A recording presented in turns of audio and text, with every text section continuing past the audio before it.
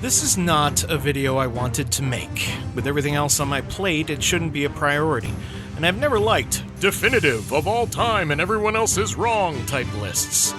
But having recently read Hardcore Gaming 101's book on the top 200 games of all time, where they don't rank them at all, these are the top 200, but they never say which is number 1, 10, 50, or 200, it was engaging and refreshing, and I thought I could do something similar.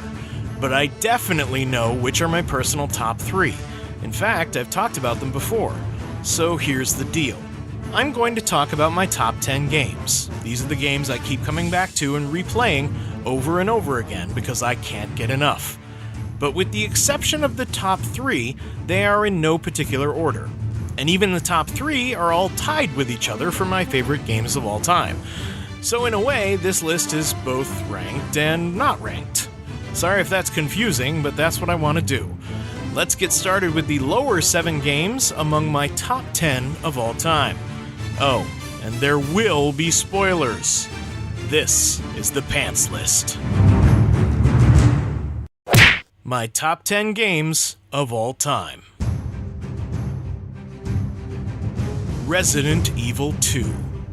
I know most people prefer Resident Evil 4, and I agree that it's a great game, but Resident Evil 2 owned me almost from the start. They fixed a lot of problems from Resident Evil 1, like poorly chosen camera angles and slightly less cheesy voice acting, but still occasionally awesomely cheesy. I'm not letting anyone leave my town! Everyone's gonna die! And they crammed in more content. 4 main campaigns, 2 bonus campaigns, puzzles, action, and some big damn surprises. I will never forget, as long as I live, playing the Claire B scenario for the first time with my buddy Jorge, until 2 or 3 in the morning. Seeing the characters get on the train, and the ending mirroring the Leon A ending, complete with the happy ending music. And then...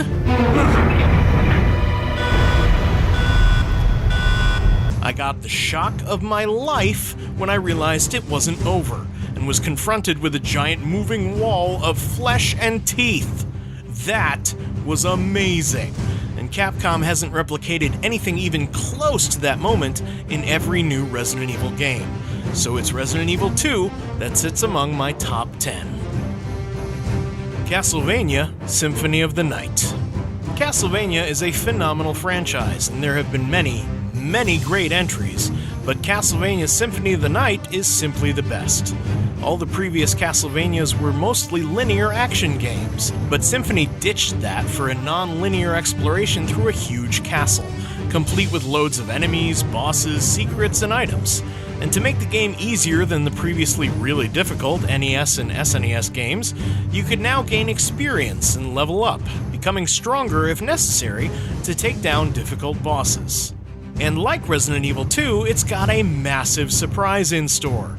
Find the right items and wear them during the boss fight against Richter, and you'll discover an entire second castle, an upside-down and inverted version of the first, complete with more new enemies, bosses, secrets, and items.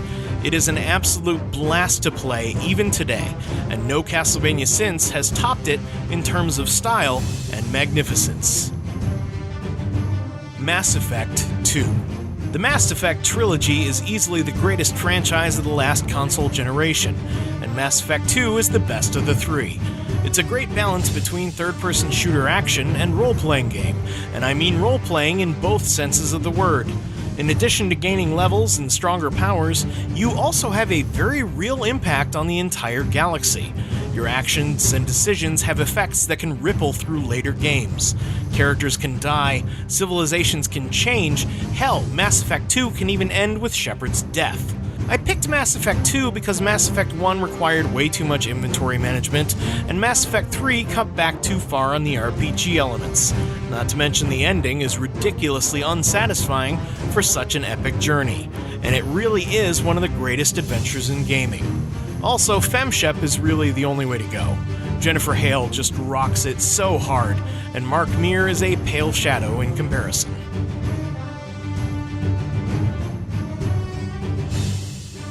You Don't Know Jack, Volume 4, The Ride. I love me some game show games, and You Don't Know Jack comes as close to sating that thirst as anything else I've found. It's one of the funniest franchises in gaming, with some of the sharpest and most absurd writing I've ever heard.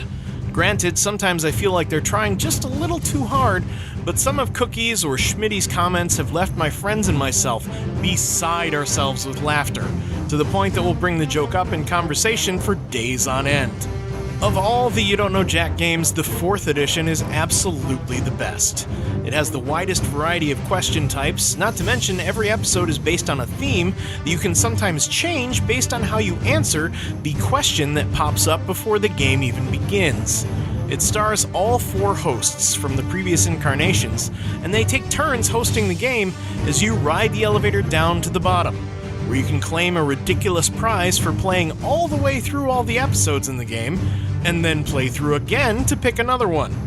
It's a fast-paced trivia game that's surprisingly mature, complete with a sex episode that's possibly the funniest of them all, and I've replayed and enjoyed the ride more times than I can count.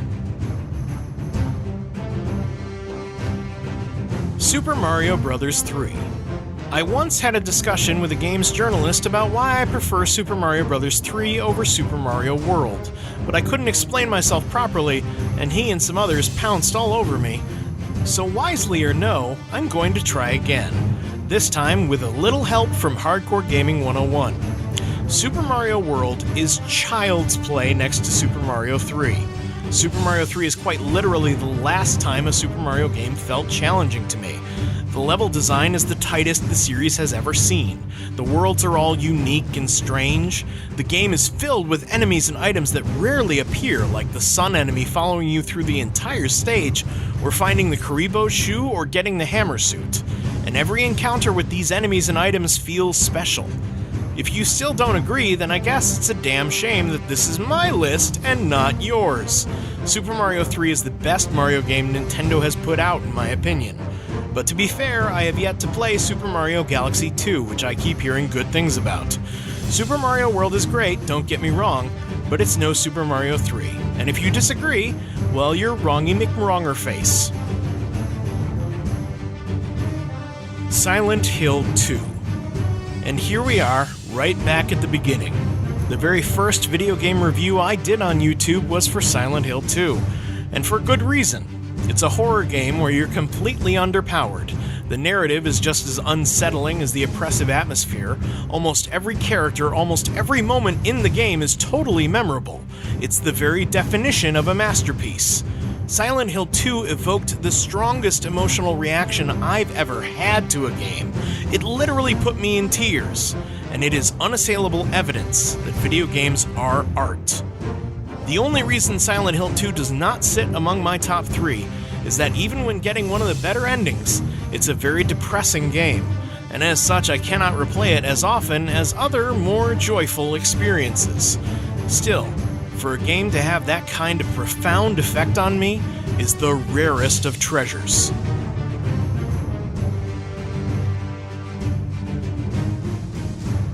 Streets of Rage Remake. This may also get me some stick, as TMNT 4 Turtles in Time is widely referred to as the best beat-em-up ever made. But I disagree. I would have put Streets of Rage 2 above TMNT 4 due to its slower pace, more weighty and tactical combat, brilliant soundtrack, and more diverse characters to choose from.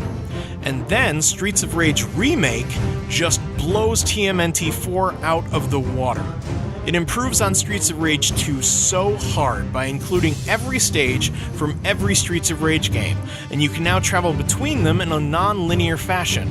Your score is now more important than ever. In addition to earning you extra lives and gameplay, when you're done with the game, money you've picked up can buy new characters, cheats, and game modes. The game is unbelievably customizable and moddable. The soundtrack has been remastered, and it is glorious. And all of this was done by a small crew, unaffiliated with Sega. Streets of Rage Remake is not only the best fan game I've ever played, it's also my favorite beat-em-up of all time. And now for my top 3, also in no particular order. Super Metroid. Samus Aran's arrival on the Super Nintendo was cause for celebration indeed. It is as close to perfection as a game has ever gotten. Every part of its design is impressive. From the isolation of its oppressive atmosphere, to Samus's learned, earned, and even hidden abilities, to the tight and responsive controls, to the incredible soundtrack that's still haunting to this day, to the uniqueness of every single room. Super Metroid has aged better than every single game on this list. It winds up in my top 3, while Symphony of the Night stays in the lower 7 for one simple reason: obsession. I was completely obsessed with finding every hidden goodie in this game, every last missile pack and power bomb, to the point where I actually managed 100% finish exactly one time. I play it a bit more casually now, but every replay brings me back to being in high school, staying up way too late, trying to find that one last hidden missile pack. One more thing. There's a mod that allows you to play the original game with an orchestral remastering of the game's soundtrack. I highly recommend it.